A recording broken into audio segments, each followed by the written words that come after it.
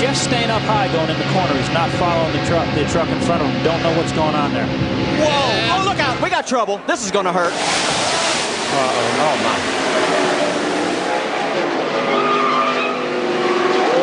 Oh, my.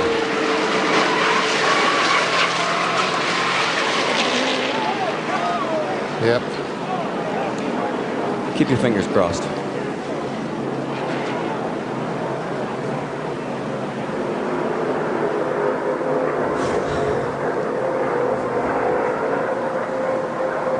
And it was so good for so long, and it turned into so bad so quickly. We'll be back to see what happened. And as I said, keep your fingers crossed, folks. We're at Daytona.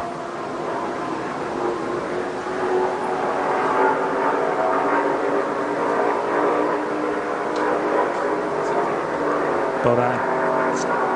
Yeah.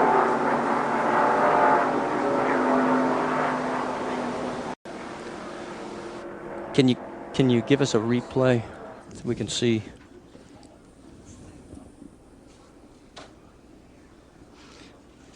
We may have spectators injured as well on the fencing.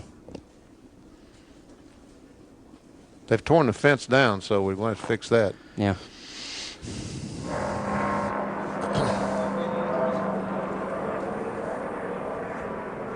National Speedway, we are under a red flag situation, and that truck that is upside down, we believe it to be the number 15 of Geoffrey Bodine. And this was a very serious crash. And the race, as you see by the graphic, has in fact been red flagged because there's just too much attention has to be paid to these drivers involved, Geoffrey Bodine, and all the debris on the racetrack. There's just no way to bring those cars down. So we also have some damage to the fencing area. In fact, it's right in this part of the tri-oval coming into view now, right there at the bottom of your screen. So this is going to be an extended red flag, and we are keeping our fingers crossed for all the drivers. Officials and NASCAR officials on Geoffrey's condition. We will certainly not speculate. It was a horrific crash. Now, this is just a few seconds ago. There, look at Geoff. He's moving his arms. That is the best news we could give you. He's moving that bag, and so Geoffrey is alert, at least, and conscious and able to move. I don't know about you guys, but I'm breathing a little bit better right now. Well, me too. That was a horrific looking wreck, but what a testament to the safety of these vehicles. Unbelievable, isn't it, Benny? I'm telling you, folks, this is just about as bad a crash in a stock car as you'll ever see in your life. The truck just disintegrated, pieces going every place, but the roll cage stayed intact. Where the driver sits stayed intact and bounced across the racetrack. Now, we want to show you just how much it came apart. That is the motor. And there is the place where it ended up. And then this is about 250 to 300 feet back to where what's left of the truck. Now, there was contact with the catch fence, and that is the damage that is there. We do not know if there are any injuries to any spectators in the stands. But obviously this fence will have to be repaired before NASCAR will allow these trucks to continue this race. Meanwhile, all the other competitors, and you see another angle of the work being done on the catch fence in the tri-oval. The other competitors are stopped far from pit lane. No work allowed during a red flag situation. We're going to take another commercial break. We'll be back, and we'll try and get some more information. As soon as it is given to us, we'll pass it along to you here at Daytona. At Daytona International Speedway, we are under a red flag situation as we had a 10-truck crash now on the tri-oval. We've been able to confirm that. That is what is left of Geoffrey Bodine's Line X Ford. And Ray, I have never seen a truck come apart that much, but look at the integrity of the cockpit area. Well, that's one thing. NASCAR sends you rules. You have to build your NASCAR car or truck by those rules. And it's about 250 feet of round steel tubing that cage is made out of. And that's what you start with, the middle of that car. That's the most important part. With NASCAR racing, driver safety is first.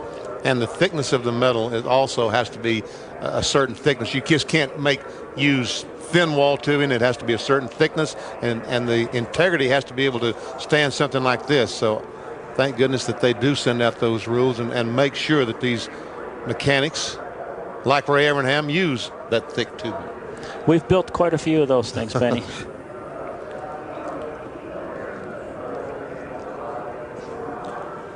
Let's show you who was involved in this crash. Of course, we're keeping our attention on Jeffrey Bodine. Amy East and Dave Burns are checking on everybody else. John Young was involved, as was Rob Morgan, Lonnie Rush, Jamie McMurray, and then also Lyndon Amick, B.A. Wilson, Lance Norick, Jimmy Kitchens, and Jimmy Hensley. Now, how many of those guys will make it back?